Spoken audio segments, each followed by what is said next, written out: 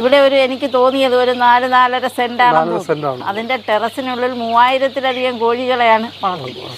ഇതെങ്ങനെയാണിത്? ഇത് എന്ന് പറയുന്നത് നമ്മളെ സ്ഥലപരിമിതി എന്ന് പറയുന്നത് എൻ്റെ ഒരു വെല്ലുവിളിയാണ്. അതെ, ആ വെല്ലുവിളി അതിജീവിക്കുക എന്നുള്ളത് എൻ്റെ ഒരു ക്രൈസാണ്. എനിക്ക് അങ്ങനെ ഒരു ഇതുണ്ട്. അതുകൊണ്ട് നമുക്ക് ആര് പറ്റൂല എന്ന് പറയുന്ന കാര്യം എനിക്ക് ചെയ്ത് കാണിക്കണമെന്നുള്ളൊരു ആഗ്രഹമുണ്ട്.